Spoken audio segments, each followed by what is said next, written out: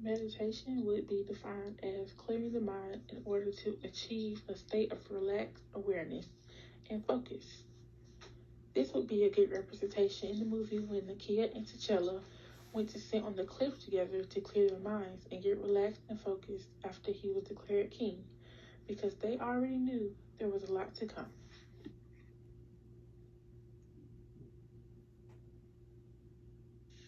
A good example of reflex in the movie would be when T'Challa was battling M'Baku for the throne.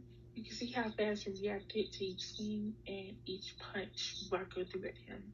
So that would be a good representation of unlearned and automatic responses.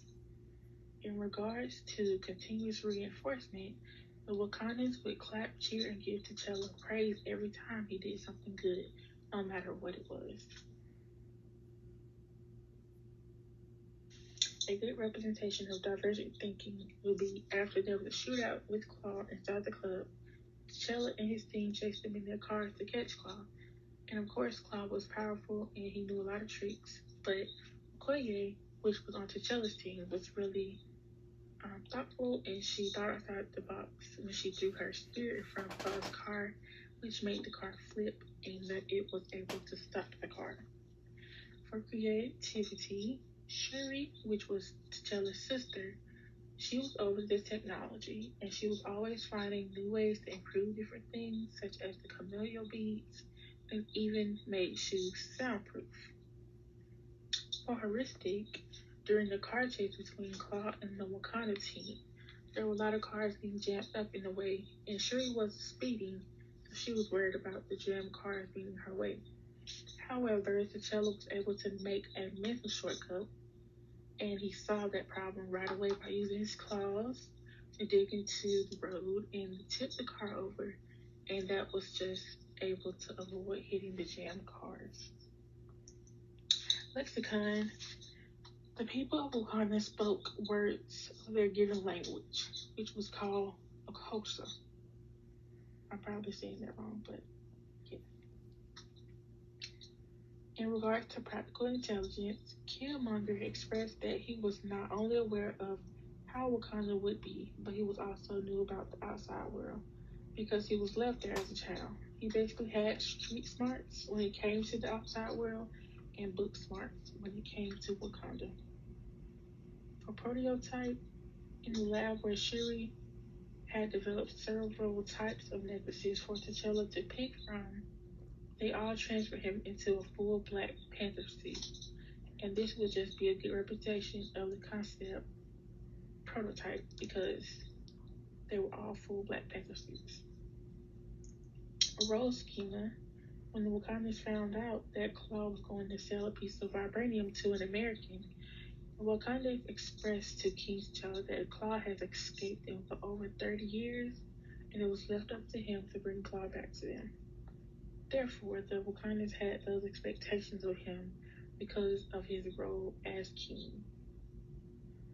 In regards to natural concept, Killmonger had been through so much with his father being killed and with him being left behind that he developed natural hate because of his experiences and what he had been through.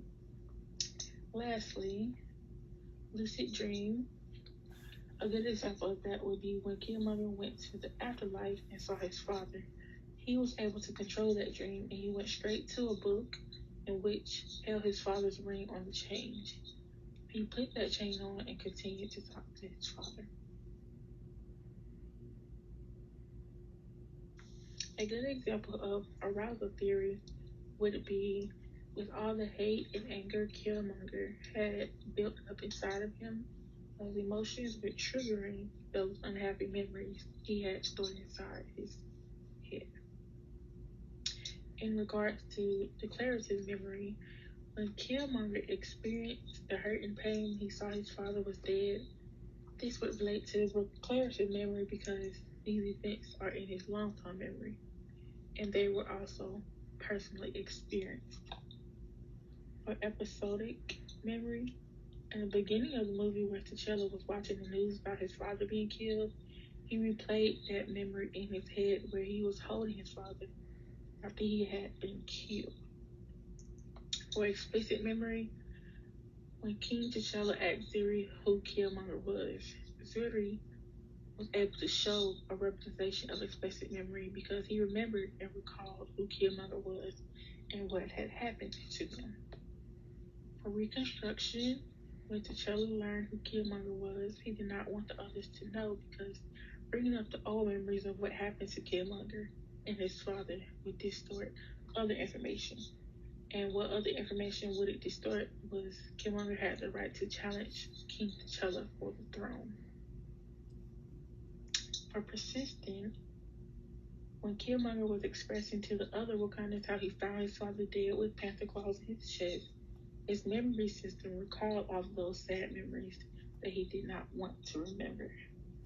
And lastly, for flashbulb memory, T'Challa will always have that thought of his father dying in the back of his mind, and he could always recollect what happened on that day during that important event, because that important event changed his life forever.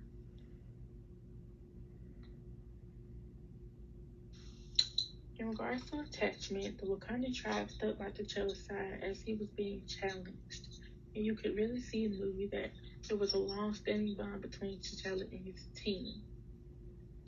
In regards to cognitive empathy, when Agent Ross ended up taking a bullet for Nakia, T'Challa and Nakia did not want to leave him there to die.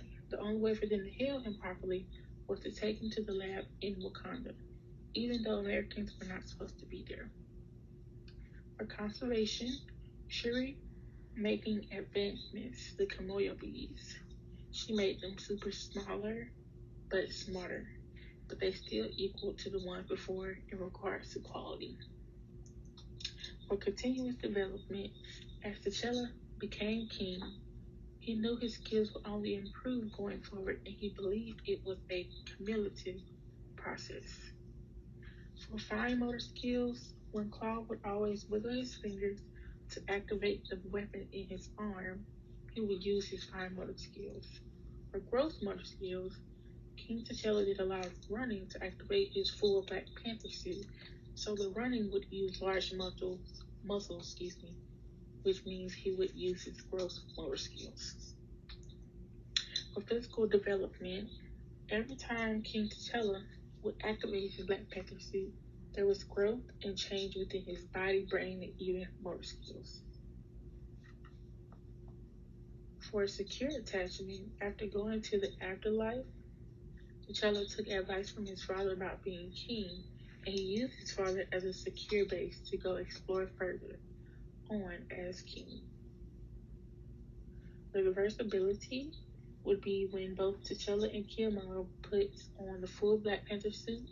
They both have changed still, but still can be returned back to their original condition once the suits are being deactivated. Lastly, would be body language. For body language, when Killmonger first sat upon the throne, everyone could tell from his body language that he was up to no good. The way he sat down and the way he expressed all the anger within him.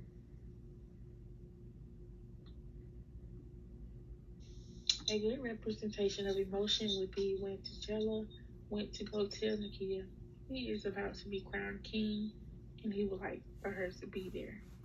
So he showed Nakia the emotion and feelings that he still loved her.